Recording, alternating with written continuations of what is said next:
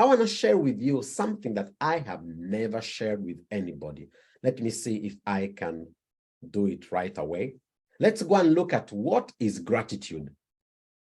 Let me tell you what the word gratitude means. For me, the word gratitude means two things. The first thing, if we break it down, it means grace, attitude.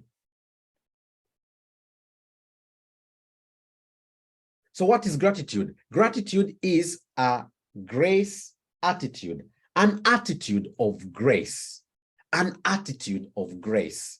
So what do I mean by an attitude of grace? First of all, what is grace?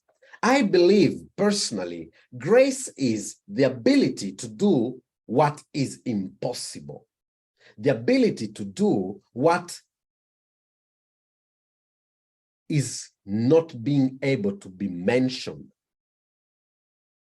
Grace is the ability to go beyond yourself.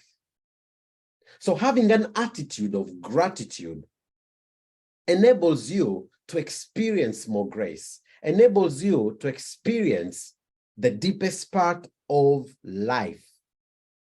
Because as I wrote in my book, life doesn't give you what you want. Life gives you what you are. So if you want to know what gratitude is living your life with an attitude of grace. And grace is something which is given. Grace is a gift. And each one of us as human beings, you have been given that gift of grace. That's why you're alive. That's why you've got a mind. That's why you've got emotions. That's why you've got a soul. You have been given that gift of grace. So maintaining an attitude of gratitude, of grace, and staying in that grace, whenever you are in an attitude of grace, you cannot experience anger. Whenever you are in an attitude of grace, you cannot experience suffering. And let me tell you one thing, I explain this in my seminars, the difference between pain and suffering. Pain is for your good. Let me say that again because you may not like it. Pain is for your good. Pain comes in order for you to make a move, in order for you to make a change. If you do not listen to that pain and you don't run away from it, you don't take action, you don't change, that pain turns into suffering. The reason why you're suffering is because there is a pain that you have ignored. And because you have ignored that pain stays, dwells, builds in roots, and now it stays permanently. That's the difference between pain and pleasure. When you have an attitude of grace, and that means you are grateful, you cannot be angry. Try right now. Try to think of something that happened today while you are going to work with your car. Somebody cut you the road and you got angry. Try to be angry and grateful simultaneously. It's impossible. You cannot be angry and grateful at the same time. When you are grateful, you have a sense of peace. Why? Attitude of grace. That divine gift given to you of that attitude of grace gives you peace. You cannot be angry, anxious, fearful, and at the same time grateful. So living a state of attitude of gratitude and a state of grace enables you to be able to experience a true fulfillment thing in your life. Gratitude, an attitude of grace.